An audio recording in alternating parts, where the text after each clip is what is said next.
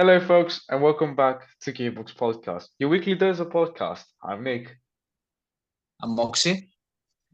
and today, ladies and gentlemen, we are back for more F1 Legends. Just like we said, this is episode 3 of the series, and today we're going to talk about, as probably you have understood from the thumbnail in our YouTube channel, we're going to talk about Ayrton Senna and F1 Legend as we know today. And yeah, Moxie, why don't you start about the F1 legend of today's topic?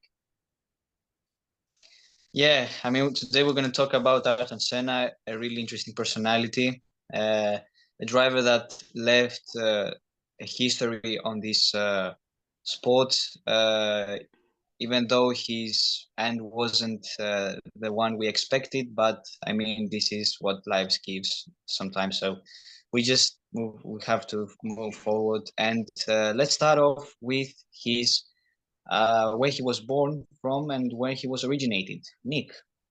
Right, so as you probably would know, Ayrton Senna is a Brazilian Formula One driver born in Sao Paulo in the 21st of March 1960. Unfortunately, he died quite early at the age of 34 in the famous Emilia-Romagna circuit in Imola. You probably know this as well. And unfortunately, in turn one at the uh, Tamburello chicane. He lost control of the car, which caused to his death. And he has driven for 4 teams in total. Toleman, which is pretty much the team that started his Formula One career, spent there 1 year in the team. Lotus, the team that he was recognized by the huge at that moment team McLaren, where he won his 3 driver championships titles. And in 1994, the last year he was in Formula One with Williams, a team where he finished his Formula One career. Moxie, back to you. In 1988, like you said, Nick, in 1984, Ayrton Senna had his Formula One debut with Toleman, and then in 1985 he went to Lotus and won 6 Grand Prix over the next 3 seasons, which was something really astonishing. In 1988, he joined Alan Prost, a person who we're going to talk about in later on this series. He joined Alan Prost at McLaren Honda, and he also won his first World Championship in 1989 with the team. And then in 1990, 1991, and 1993, he won 3 championships in a row, which was something astonishing for this peculiar and particular driver. And he was actually the first Brazilian Formula One driver who won the championship, which was something that we hadn't seen in a while, and it was for the first time that we saw a Brazilian win 3 world championships in a row.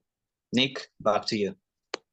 Right, so let's also add that Ayrton Senna has won 41 Grand Prix in total. He's got 80 podiums, and let's just say it might sound a small number in total now that we have 23 races in a year.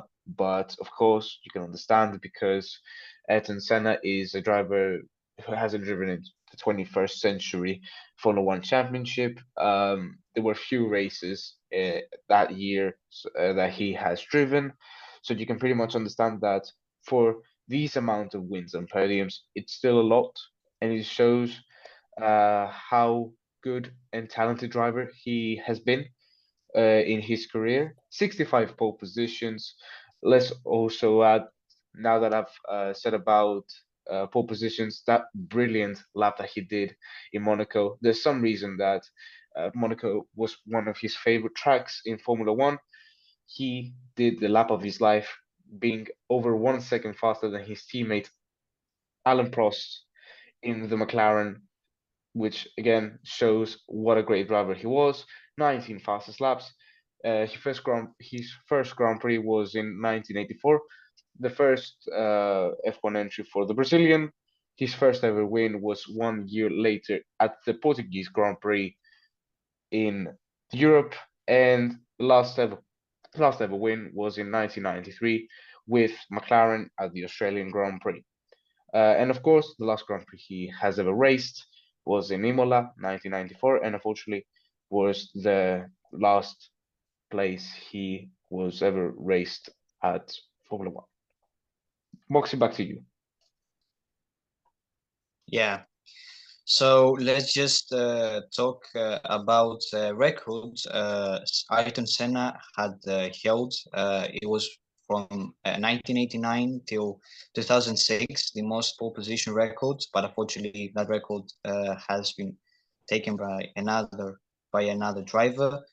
And let's talk about his individual distinctions. He is the person who has the most wins in the Monaco GP, totally 6. He has the most race wins for McLaren till today. He's the 5th most successful driver of all time in terms of race wins, of course. And like you said, Nick, he has participated. He has won 41 Grand Prix and 65 pole positions throughout his career. And now let's talk about his death, a fatal accident at the circuit of Imola, Italy, in 1994. Senna hit the retaining wall at 283 kilometers per hour, causing him to lose 4.5 liters of blood and therefore losing his life. A tragic accident. He didn't die instantly after his crash because he went to the local hospital in Imola, where he was recognized as what happened to his body, and then the doctor said that he had died. Nick, back to you. Yeah, unfortunately, for the history in Formula One in total, we lost one of the best drivers in maybe the history of Formula One so early. And in my opinion, if he didn't make that mistake, we could have probably seen winning more championships, getting more wins, definitely more podiums, I believe. But now let's go and talk about the Institute of Ayrton Senna, a collaboration where Ayrton Senna, after his death, his family created a foundation where the money that Ayrton Senna had has been it's pretty much a Brazilian non-governmental organization where people in need, mostly kids, get the right school, university studies that they need by the money that Ayrton Senna had, which is really helpful for the poor families in Brazil, of course. And you can pretty much understand that Ayrton Senna was a really good person, showing his great talent on track and his warm heart off track with the foundation of Ayrton Senna. Moxie, back to you.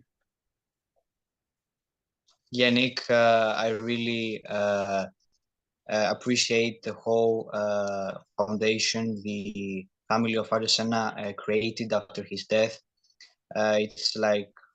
It's a non-government organization, which means that the government doesn't that the government is not does not influence this foundation. And for the human development, I mean, this is such a generous move. And yeah, talking about Ayrton Senna, of course, such an interesting driver, such an interesting personality. It's really sad to see that he lost his life like this. I mean, everyone who supports Formula One knows this driver. He was an astonishing and uh, I just lost. You know, when you talk about these drivers that have written history, you just lost your words. I mean, yeah.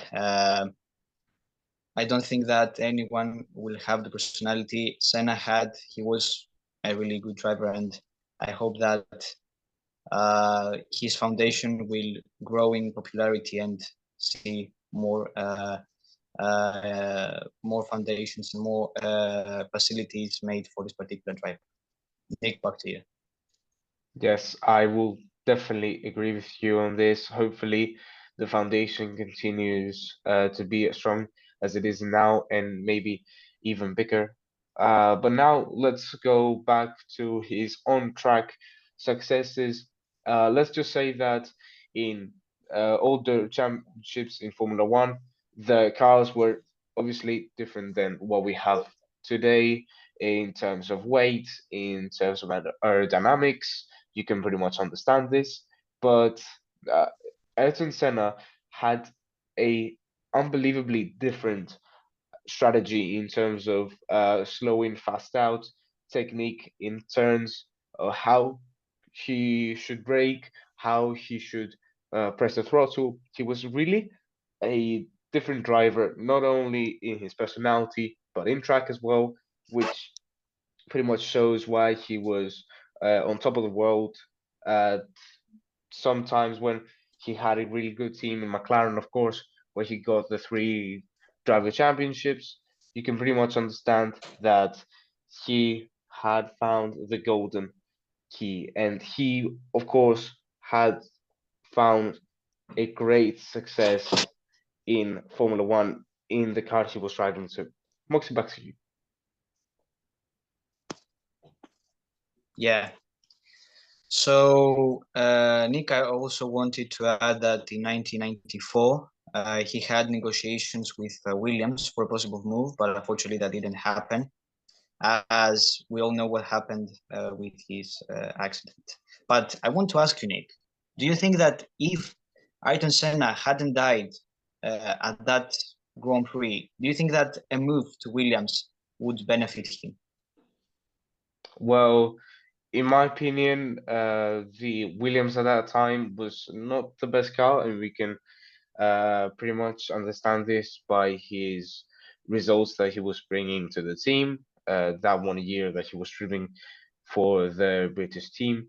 But in my opinion, he could definitely have some good chances if Williams had a better car, or he could be seen by another team, like let's say Ferrari, which was starting to be way higher in the standings as well. So you can pretty much understand that I definitely believe that he could bring some better results and get more championships, getting more wins, get more podiums. But unfortunately, he didn't have the chance to. What do you think, Moxie? Yeah, I will agree with you, Nick. I think that Williams wasn't such a great team back in the days. I mean, if he was alive and decided to move to Williams, he would have get some kind of influence in his career. And I also agree with the move to Ferrari would be better for his career. And maybe nobody knows because he, as we said in the as we said previously, he died. But maybe his career would have gone even higher than previously. So, Nick, do you want to add anything else?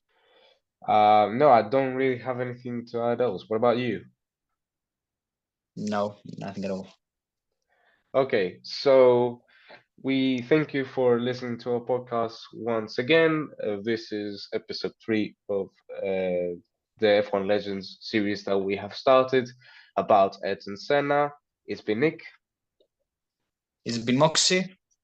and we'll see you guys for the next one. See ya. See you guys.